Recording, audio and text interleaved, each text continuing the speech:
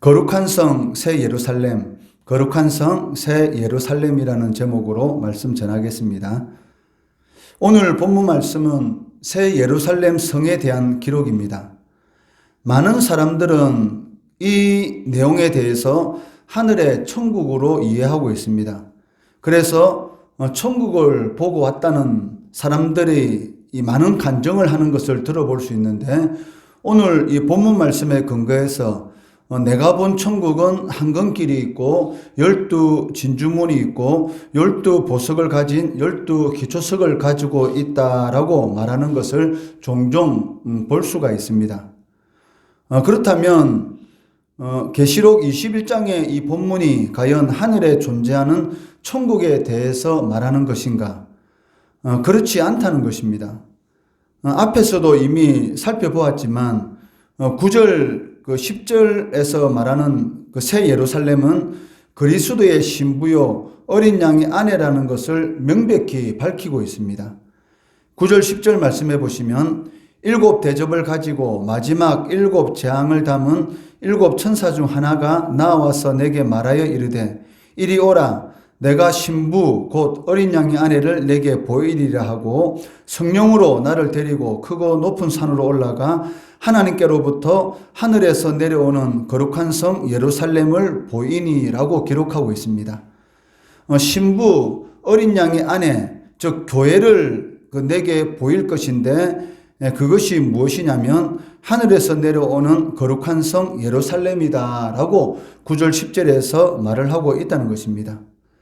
그렇기 때문에 21장에 소개되는 내용들은 그 소위 내가 본 천국을 가리키는 것이 아니라 그리스도의 신부, 곧 교회가 종말에 어떤 축복을 받을 것인가, 그러니까 교회가 누리는 그 축복에 대해서 묘사하는 것이다라고 할 수가 있다는 것입니다.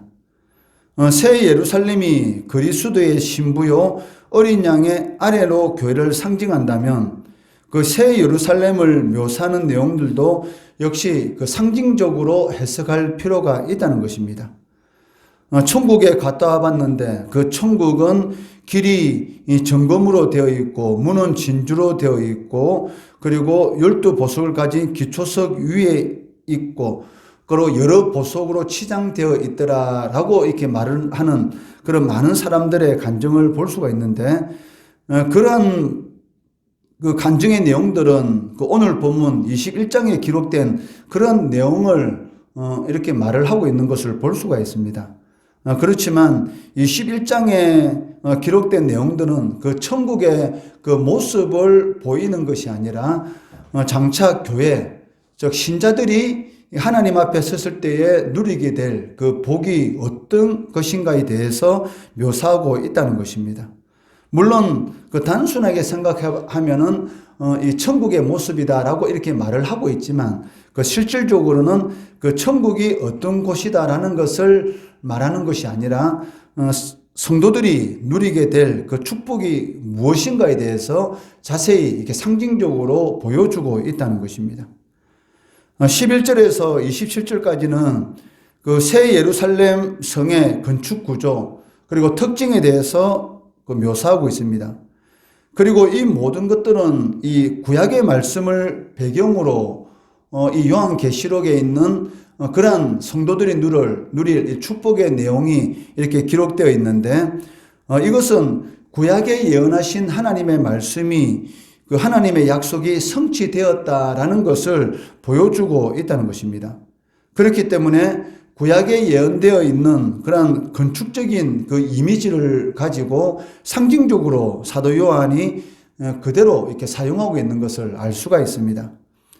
12절, 13절 말씀에 새 예루살렘 성의 12문, 그리고 그 문에 새겨진 12지파의 이 내용들은 에스겔 48장 30절에서 35절의 말씀을 배경으로 하고 있습니다.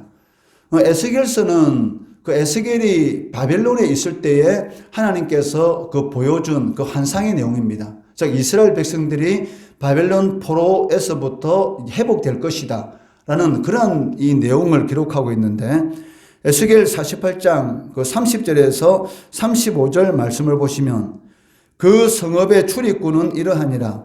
북쪽의 너비가 4,500척이라. 그 성읍의 문들은 이스라엘 지파들의 이름을 따를 것인데 북쪽으로 문이 셋이라. 하나는 루벤 문이요, 하나는 유다 문이요, 하나는 레위 문이며 동쪽의 너비는 4,500척이니 또한 문이 셋이라. 하나는 요셉 문이요, 하나는 베냐민 문이요, 하나는 단 문이며 남쪽의 너비는 4,500척이니 또한 문이 셋이라. 하나는 시므온 문이요, 하나는 이사갈 문이요, 하나는 스불론 문이며 서쪽도 4,500척이니 또한 문이 셋이라. 하나는 간 문이요, 하나는 아셀 문이요, 하나는 납달리 문이며 그 사방의 학계는 18,000척이라. 그날 후로는 그 성읍의 이름을 여호와 삼마라 하리라 라고 에스겔 선지자가 예언하고 있는 그런 말씀을 볼 수가 있습니다. 즉 에스겔 선지자가 이 성읍에 대해서 회복될 그 성읍에 대해서 이 환상의 내용을 기록하고 있는데 그 성읍의 이 건축 모양이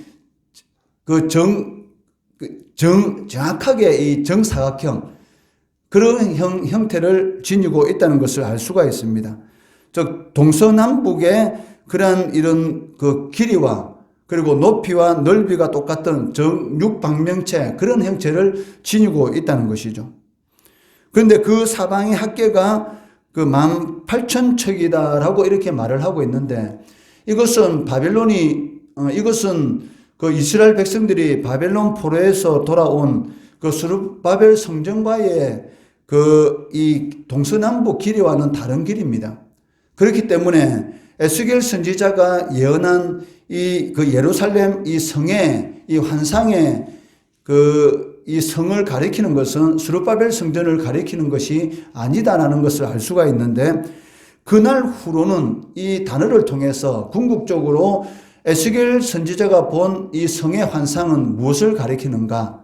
바로 이 주님께서 재림하실 그때의 요한계시록의 이 사도 요한이 말을 하고 있는 그 새 예루살렘 성을 가리키고 있다라는 것을 우리는 알 수가 있다는 것이죠.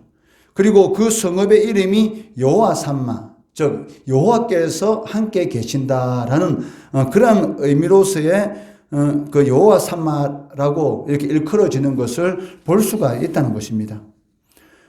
그리고 18절에서 21절 말씀을 보시면 그 새 예루살렘 성을 장식하고 있는 보석들의 그 내용들이 이렇게 나오고 있는데 이런 이 보석들의 이 내용은 이사야 54장 11절 12절 그리고 출애굽기 28장 17절에서 20절 에스겔 28장에서 13절에 나오는 그런 보석과 비슷한 것을 알 수가 있습니다. 이사야 54장 11절에서 12절의 이 내용은 그 패망한 이스라엘이 회복되는 것을 예루살렘 성전에 여러 종류의 보석이 장식되는 것으로 이렇게 묘사하고 있다는 것이죠. 패망한 이스라엘 백성들이 반드시 회복될 것인데 그것을 회복되는 것을 이 묘사하기 위해서 예루살렘 성전에 여러 종류의 보석들로 장식될 것이다 라고 이사야 선지자는 이렇게 묘사하고 있습니다. 그리고 출애굽기 28장 17절에서 20절의 내용은 그 대제사장의 가슴에 있는 그 보석들의 그 이름이 나열되고 있는데 그런 이 보석들과 거의 비슷하다는 것입니다. 그리고 에스겔서 28장 13절에 보시면 그 에덴 동산을 이렇게 표현하는 데 있어서 그 에스겔 선지자는 그 18절에서 21절에 이 새 예루살렘 성을 장식하고 있는 그 보석들과 비슷한 종류로서 묘사하고 있다는 것이죠. 그렇기 때문에 그 계시록 21장을 비롯해서 이사야 54장, 출애굽기 28장, 에스겔 28장에 나타나는 이 보석들의 이 종류가 의미하는 것이 궁극적으로 무엇이냐면 그 하나님의 이 구원 계획에 있어서 그 에덴과 그리고 성전, 이 에덴과 성전의 실체가 그 새 예루살렘, 즉 요한계시록 21장에 기록된 새 예루살렘에서 완성되어 나타난다라는 것을 보여주고 있다는 것이죠. 그러니까 궁극적으로 구약에 기록된 모든 것들이 바로 그리스도께서 재림하시는 그날에 완전히 성취될 것이다 라는 것을 이렇게 보여주고 있다는 것입니다. 그렇기 때문에 그 새 예루살렘에 의해서 상징되는 이 교회는 바로 그 에덴이 회복되는 그런 완전한 그런 삶을 누리게 될 것이고, 성전 되시는 하나님과 영원히 함께 거하게 될 것이다 라는 것을 보여주고 있다는 것입니다. 무엇보다도 이 새 예루살렘 성의 이 구조와 특징 가운데서 가장 중요한 것이 있는데, 그것이 무엇이냐면 그 하나님의 영광을 가진다는 것입니다. 이 11절 말씀해 보시면 하나님의 영광이 있어 그 성의 빛이 지극히 귀한 보석 같고 벽옥과 수정같이 맑더라라고 기록되어 있습니다. 새 예루살렘 성에 하나님의 영광이 있는데, 그 영광이 어떤 모습을 가지고 있느냐면은 그 지극히 귀한 보석 같고 벽옥과 수정같이 맑다라고 이렇게 기록하고 있습니다. 그런데 이 내용은 그 요한계시록 4장 그 3절 말씀해 보시면 하나님에 대한 묘사와 동일하다는 것이죠. 요한계시록 4장 3절 말씀해 보시면 그 앉으신 이의 모양이 벽옥과 홍보석 같고 또 무지개가 있어 도자에 둘렸는데 그 모양이 녹보석 같더라라고 기록하고 있습니다. 그러니까 예루살렘 성에 하나님의 영광이 빛이 있는데 그 빛과 그 하나님의 이 모습과 이렇게 동일하다는 것이죠. 즉 이것은 무엇을 말을 하고 있습니까? 그 새 예루살렘 성이 하나님의 영광을 가진다는 그런 동질성을 보여주고 있는데, 이것은 바로 교회가 하나님의 영광에 이 동참한 자들이고 하나님의 거룩함 그리고 하나님의 의로움에 합당한 그러한 모습을 가지게 될 것이다. 또한 하나님과 영원히 뗄래야 뗄 수가 없는 완전히 하나가 되는 그러한 모습을 가지게 될 것이다 라는 것을 보여주고 있다는 것이죠.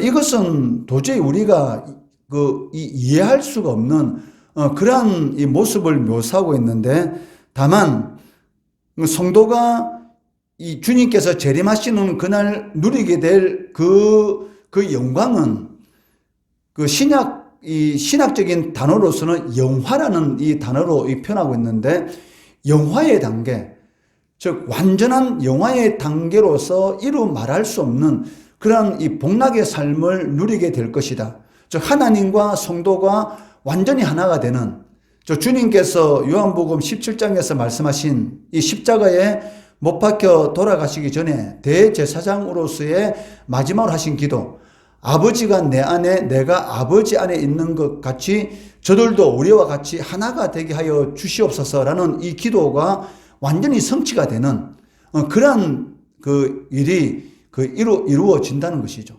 이것은 이루 말할 수 없는 그러한 성도들의 영광이다.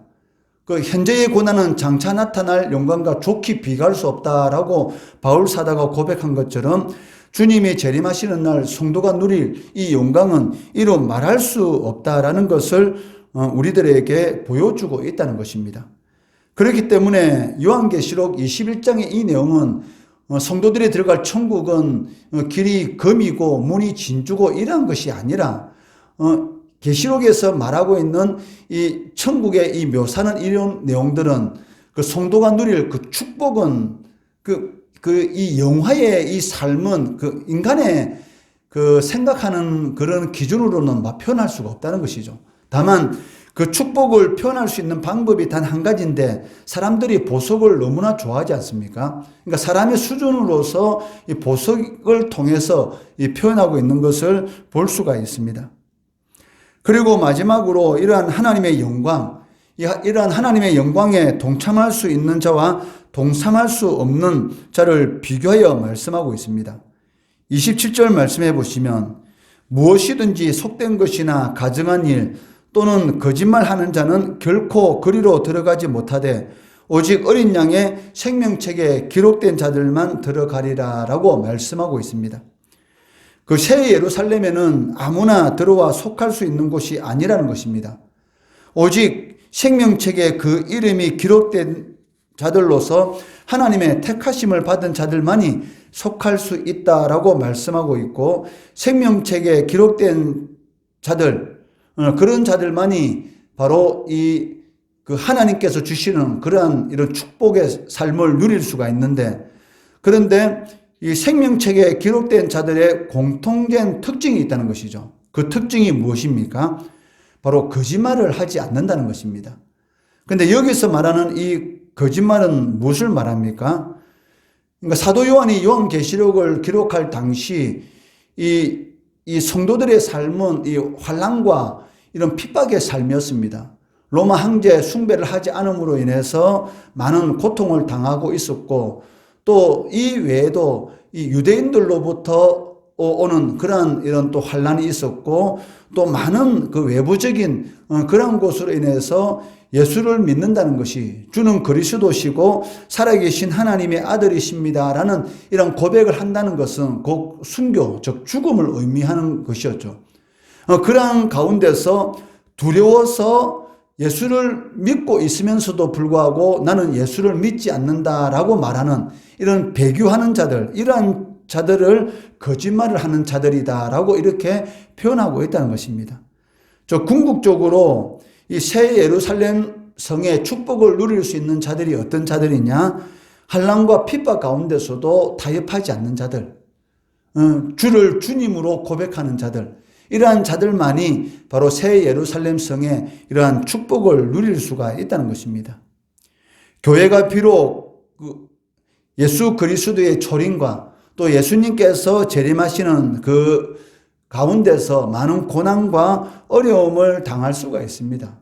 그렇할지라도 그러한 고난과 어려움 가운데서도 끝까지 인내하고 견디는 자는 이 생명을 누리게 될 것이다 라고 말씀하신 것처럼, 어떤 상황 가운데 있을지라도 주님을 배교하지 않고 또 하나님의 백성으로서의 그 길을 묵묵히 걸어가는 자들에게는 그 무엇과도 비교할 수 없는 그런 영광스러운 그런 모습, 하나님과 완벽하게 하나가 되는 그런 모습을 누리게 된다는 것입니다. 이러한 소망이 있기 때문에 초대교로부터 지금 오늘 이 순간까지 그 하나님 앞에 신실한 믿음을 가지고 살아가는 그러한 성도들이 있다는 것이죠. 많은 교회에 출석하고 있는 사람들이 있지만 과연 그 가운데서 믿음을 보겠느냐? 그 믿음을 볼 수 있는 그 사람들 가운데 내가 속해야 한다는 것입니다. 그것이 성도들의 이 소망입니다.